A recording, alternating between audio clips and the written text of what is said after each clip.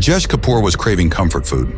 After a long day, he found himself scrolling through his favorite food delivery app, picking out dishes that warmed his soul.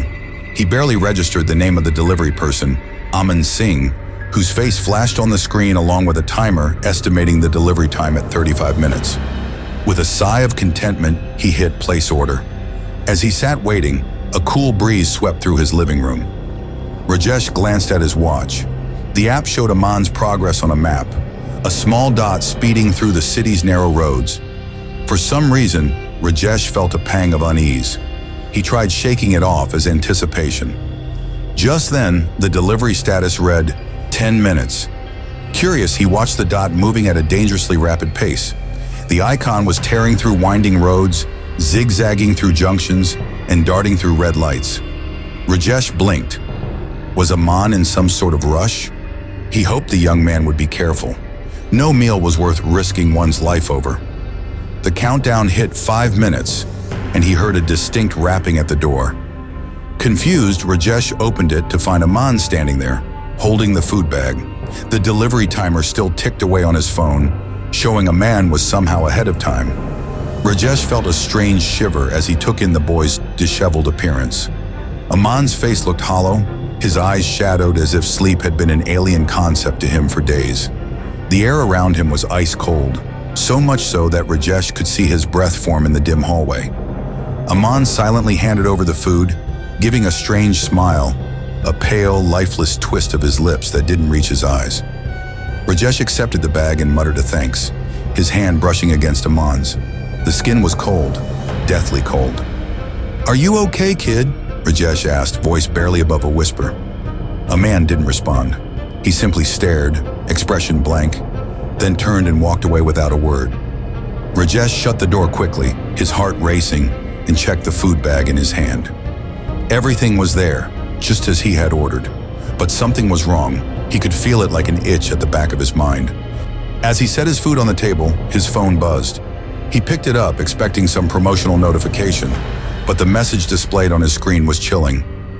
"Dear customers, we regret to inform you that one of our delivery personnel, Aman Singh, was involved in a tragic accident and lost his life on the way to his last delivery. We offer our deepest condolences to his family." Rajesh's hand froze, his pulse spiking as the reality of the message sank in. He reread it, his brain trying to make sense of it. Aman Singh had died on the road? No, that couldn't be true. Aman had just been at his door, handing over the food, right on time. He looked at the food bag, suddenly filled with a deep, consuming dread. What had he seen? Who had he spoken to? He forced himself to take a deep breath, then walked to the front door, yanking it open and peering into the dark hallway. Empty. There was no sign of a man or anyone else. "Maybe I imagined it," he muttered, his voice shaky. But something about that explanation didn't sit right. With his heart hammering, he decided to check the security footage on his building's surveillance system. He made his way downstairs to the security room, where he was lucky to find the guard. "Can I see the footage for tonight?" Rajesh asked, barely concealing the urgency in his voice. The guard raised an eyebrow but obliged, rewinding the footage to a few minutes before Aman's supposed arrival. Together they watched the screen, focusing on the front entrance and his floor's hallway. Rajesh watched himself opening the door, reaching out to accept the bag. But there was no one standing in front of him. He was reaching into thin air. No, that can't be right," Rajesh whispered, feeling his stomach drop. The guard looked at him, concern etched on his face. "Are you okay, sir?" Rajesh couldn't respond. He stumbled back to his apartment, locking the door behind him and looking at the food bag on the table, as though it might bite him. A heavy sense of dread settled over him, thick and suffocating. Later that night, Rajesh couldn't sleep. Every time he closed his eyes, he saw a man's face, the cold, empty gaze, the chilling smile. Desperate for peace, he decided to call the food delivery company the next morning, hoping to find some rational explanation. A polite customer service agent answered, her voice warm and welcoming. Rajesh recounted the strange incident, his voice trembling. "Please, just tell me, did someone else complete the delivery on Aman's behalf?" There was a pause, then the agent replied softly, "Sir, I'm afraid no one completed the delivery after Aman.